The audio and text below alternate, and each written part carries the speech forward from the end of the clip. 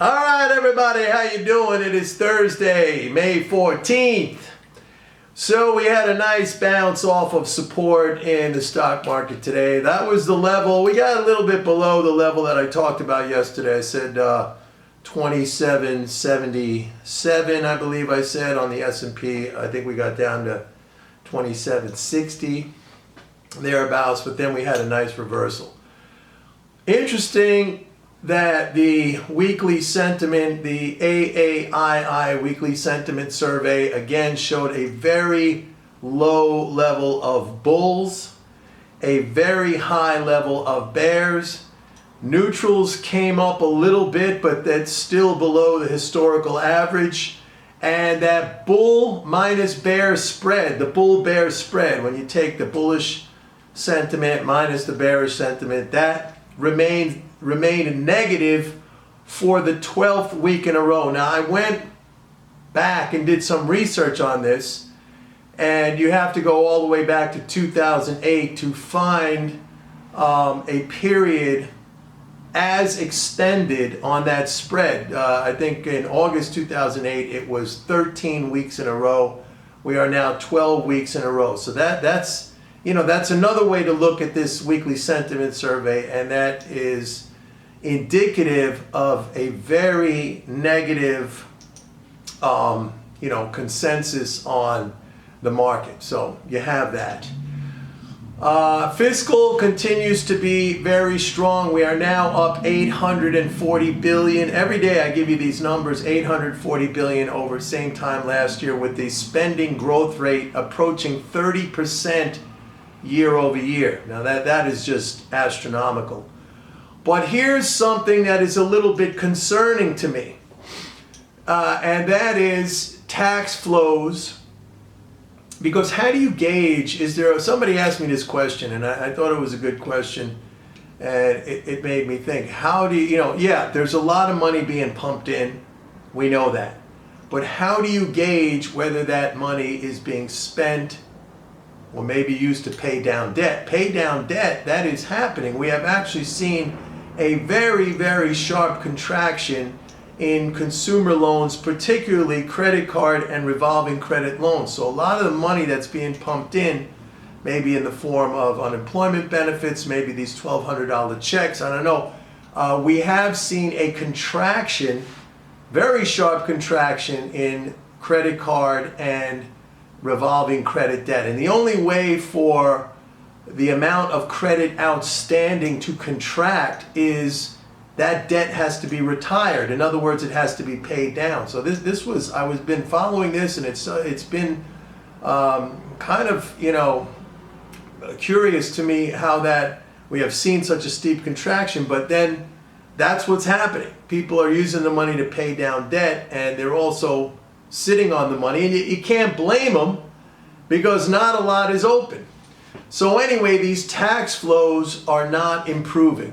We had the big collapse in tax flows because, well, two reasons, and I spoke about this. First, the economy was shut down, all right? So there was no commerce, there was nothing happening to pay taxes on it. Second of all, tax filings, which normally happen April 15th, that got pushed back. Got pushed back to July, and maybe even will be pushed back to September. That's the talk right now. So I'm not sure how relevant following the tax flows is right now, just because there's a moratorium or there's a suspension on tax filings, but we should start to see something. That has not happened. And if that doesn't start to pick up soon, then the potential or the prospect for a retest of the March lows in the stock market becomes very real. However, personally, I think we got to give it a little more time. Parts of the country are just starting to open up. The major business centers, the major economies within the country, if you're talking about New York State, if you're talking about California, they remain closed. Those are very, very big economies. So it's going to take a while for things to start to show up in the data, but I still think we're going in the right direction, and I think that sentiment is extremely negative, and I don't see, or like I've been doing this for a long time, all right? I've been in markets for a long time, and you don't have market crashes when people are already really, really negative. You have market crashes when there's like euphoria and people are saying, hey, things are great. And no investing fortune that I could think of has ever been made by selling short the market at a time when everybody is very, very pessimistic and negative. And vice versa. No major fortune that I know of has ever been made when it's like euphoria and everything is going great and you say, hey, I'm going to buy the market right now. Classic example, we came into this year in January and every single headline and every single Wall Street analyst and firm was saying you got to buy stocks. As a matter of fact, I remember one headline that I clipped out and I put it in my report where this one analyst, I don't remember where that person was from. It was maybe could have been Morgan Stanley. I don't remember. Anyway, and I don't want to misname anybody, but that analyst said, this is January, this is the absolute worst time to be thinking about selling your stocks. And this is what I'm talking about. This is the mentality. I mean, tops in the market come when everybody thinks things are wonderful and things are great and it's euphoric, but then some new element enters the picture. Now, what we had at the beginning of this year, yes, we had the coronavirus, but that really didn't start to develop as a threat to the economy until March, April.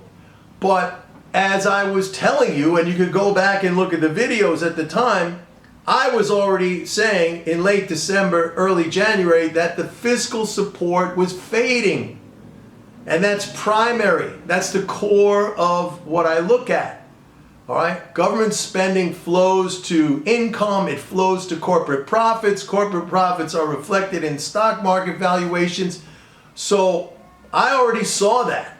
And I was saying, and I was telling my people, you got to raise cash, maybe establish a short position, as we went up.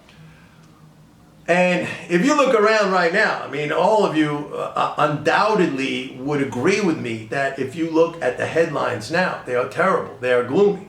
I mean, new cases spiking up, people still dying, by the thousands. Now the new thing is Trump in another trade war with China, wants to shut everything down, completely sever the relationship. So it's like everywhere you look, the headlines are gloomy and they are awful. But again, I'm not saying it's impossible that it can't happen. It's very unlikely. But if things don't start to open up, and again, I'm tracking these tax flows because that's the only real concrete way to know right now how much is getting spent, because when you spend, there's taxes involved. There's sales taxes, there's profits to companies, they pay taxes. So you'd see it. There's employment and withholding taxes. If people are starting to come back to work, we'll start to see that pick up. I don't see any of that right now. Now, let me say this. It's not getting worse, but it's scraping along the bottom. All right. That's all I want to say about that. Now, here's something to chew on. I'm going to tell you something right now, and I think most of you are going to be really, really mad when you hear this. The Fed's balance sheet is $7 trillion right now as of yesterday. How does the Fed's balance sheet to get up to $7 trillion? It buys assets. Basically, you can look at it as such. The Fed has put $7 trillion into Wall Street and the financial sector in various ways, directly into banks, lending programs, etc. $7 trillion, and a lot of that came very recently. We, the people, got basically nothing. We got squat. Some people got a $1,200 check, a one-time $1,200 check, and many people are on unemployment benefits, which are temporary.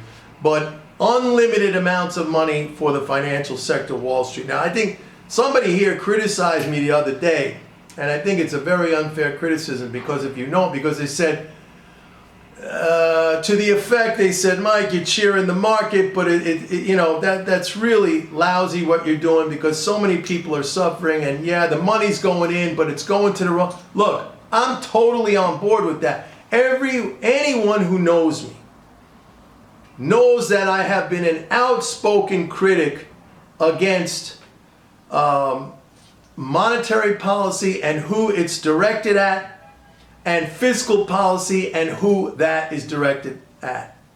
I mean, I could make a completely new channel talking about how we the people are getting screwed by the policymakers over and over and over again.